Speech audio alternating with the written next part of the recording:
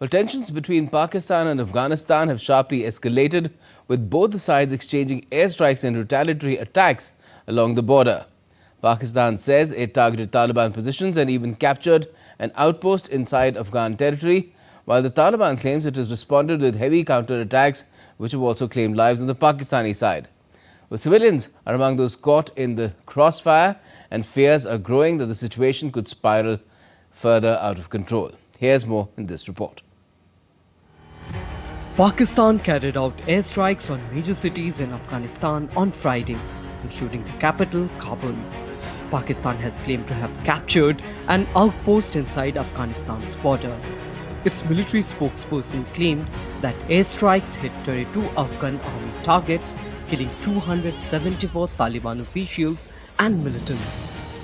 In response, the Taliban launched retaliatory attacks on Pakistani military positions. Images from the Afghanistan-Pakistan border show Taliban fighters loading rocket launchers onto vehicles.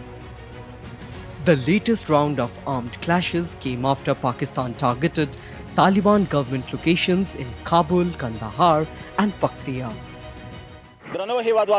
Dear compatriots, in response to the recent airstrikes carried out by Pakistani forces in Nangarhar and Paktia, heavy attacks have begun tonight around 8 p.m. from Nangarhar and Kunar provinces. Both sides claim they have inflicted heavy losses, but each is reporting very different numbers. Pakistan's defense minister has described the situation as open war. This hospital in Nangarhar near Afghanistan's eastern border with Pakistan is now filled with wounded civilians. We were breaking our fast in the tent. When the fighting started, heavy weapons were used. Something fell near our tent. My wife's hand was badly injured and my nephew was also injured. Both are now in the hospital in critical condition. Relations between Pakistan and Afghanistan have been deteriorating for months. Border crossings have mostly remained closed since deadly clashes in October that killed more than 70 people on both sides. Pakistan accuses Afghanistan of allowing militant groups to operate from its territory and carry out attacks inside Pakistan. The Taliban government denies these allegations. Many of the attacks in Pakistan have been claimed by Tehreek-e-Taliban Pakistan or TTP, a militant group that has increased its operations since the Taliban returned to power in Afghanistan in 2021. Several rounds of talks between Afghanistan and Kabul have failed to produce a lasting ceasefire. Even after the latest clashes, Taliban spokesperson Zabihullah Mujahid told reporters that Kabul wants to resolve its latest conflict with Pakistan through dialogue. Iran, which borders both countries, has now offered to mediate and help ease tensions. Saudi Arabia, Turkey and China have also made efforts to bring down tensions. With airstrikes and retaliation on both sides, the conflict between Pakistan and Afghanistan shows no signs of easing anytime soon. Abhishek Bose for DD India. Now let's get you more on this tenuous situation in India's neighborhood. Joining me now is DD India's Jessica Taneja. Hi Jessica, when the Taliban returned to power in Afghanistan in 2021, Pakistan was pleased as punch. Why have relations soured so much so soon? You'd recall, Gautam, in 2021, when the former Foreign Minister of Pakistan, Shah Mahmood Qureshi, had landed in Kabul and met with his Talibani counterparts who were now at the helm of affairs, things were very different. The security situation was very different. Pakistan had not factored in that this would be the same Taliban they couldn't rely for taking care of the activities of the TTP that has been creating absolute menace for Pakistan security agencies, not just cross-border posts. So a lot has changed since then because of Pakistan's allegation where they say that the Taliban regime at the helm of affairs right now is unable to take control, and sometimes they even accuse the Taliban of enabling those and giving safe havens to those affiliated with the Taliban Pakistan. And with these attacks that have continued, it's escalated over the years. You'd recall when the elections were taking place in Pakistan, even then the reports of twin blasts that we saw, and then after that as well, there were a couple of more attacks in the recent past. A lot of security officials, Pakistan security officials, have been targeted along the Durand line, and recent attacks that we've seen in Khyber Pakhtunkhwa region and also Balochistan all have now come to a boiling point to the extent that you hear the current minister say that it's an open war if these things don't get under control. So the current situation remains grim at this point, with escalations we've seen in the recent past from both the sides. But for now, there are different claims from each of them in terms of the casualties. But this particular irritant in the relationship hasn't really been worked on, and no mediation so far is taking place to prevent that from spiraling out of control. Because of the kind of violence that we're witnessing, there were aircrafts and jets visible in Kabul airspace just early in the morning, and more reports emerging. But of course, there are claims and counterclaims right now. It's information warfare.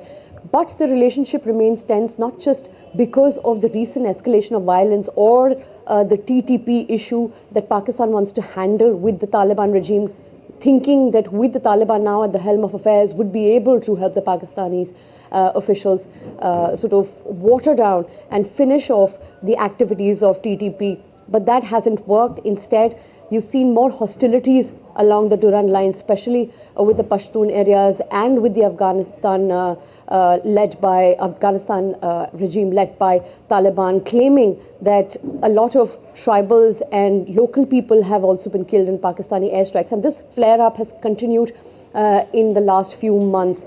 So what we're witnessing right now is an escalation for a really long time, but now the way it's taking shape has become even more concerning, because there is no mediation happening. As the report rightly pointed out, Iran has offered to mediate.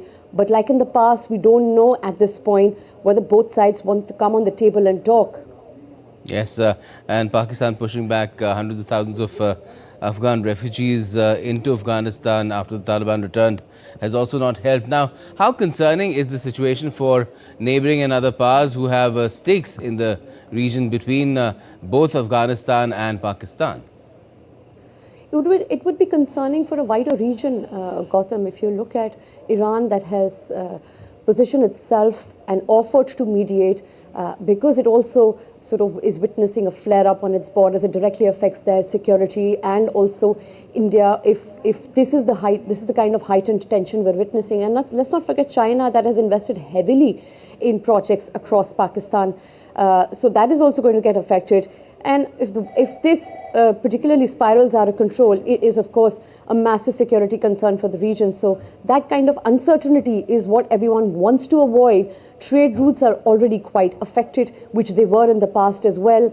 And with minimal aid and food going in, with Pakistan in the recent past not just controlling land borders. Remember, Afghanistan is a landlocked country, and it has a few transit borders with Pakistan and Iran and certain Central Asian countries.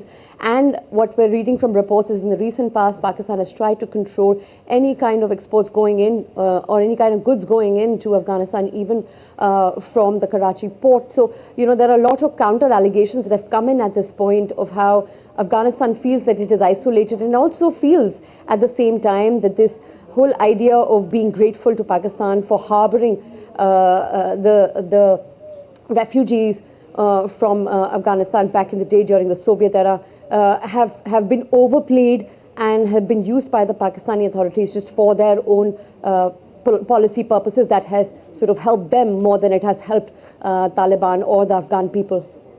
Right. Now, after the latest clashes, Jessica, the Taliban has expressed a preference for dialogue, despite Pakistan's defense minister speaking of open war. Now, what can we really expect in terms of how this latest round of clashes really moves forward? With that, I think will sort of give us a direction in, it's actually quite difficult to determine of how this would go, because there are no possible offers apart from Iran for mediation of talks, Saudi Arabia at this point as well. Pardon me. So in that sense, I think while the Afghanistan side or the Taliban side wants to go ahead with talks and solve this through dialogue and diplomacy, that doesn't seem to be the case with Pakistan, because for Pakistan, with the death and with the killing of so many of especially their security forces, it's not going down well, and it's also a matter of prestige and also an issue where a lot of their forces are being called in to the effect where these strikes continue and their claims and counterclaims. So with that chaotic information warfare as well, it's become quite difficult to sit down for talks, at least at this point. Well, one will only hope that this culminates into some form of dialogue and ends there. But as is the case with many of the conflicts in the recent past, dialogue and diplomacy are not the preferred mechanism. While one may ask for it, the other, of course, would have options wider open. And there's a lot of speculation around Bagram as well, Jessica. To what extent could the American aspirations, we've heard Donald Trump talk about it and also put stuff out on truth socials which sounded very similar to the kind of threats that he issues to Iran as well, that is going to be very bad back in 2025 in September. But do you feel that there is any merit to the speculation that somehow Bagram is at the core of these clashes as well? Well, I wouldn't pin it there. I think there are multiple issues that Pakistan and the Taliban-led Afghanistan would have to sit down and sort of resolve and think of, and how they want to go ahead, especially given that the particular sticking point here is that the Taliban-led Afghan government is giving safe haven to TTP separatist and leaders, which has not been acceptable since they've given the kind of violence there. So it's pretty much been focused on that. While yes, Donald Trump has said that the American taxpayer money was spent in building that particular airbase, but they do, of course, would go into talks and negotiations, but nothing so far linked to what we're seeing in the recent flare-up, Gautam. All right, Jessica, let's leave it there for the moment and see how things shape up. Thanks a lot for joining us from the newsroom there.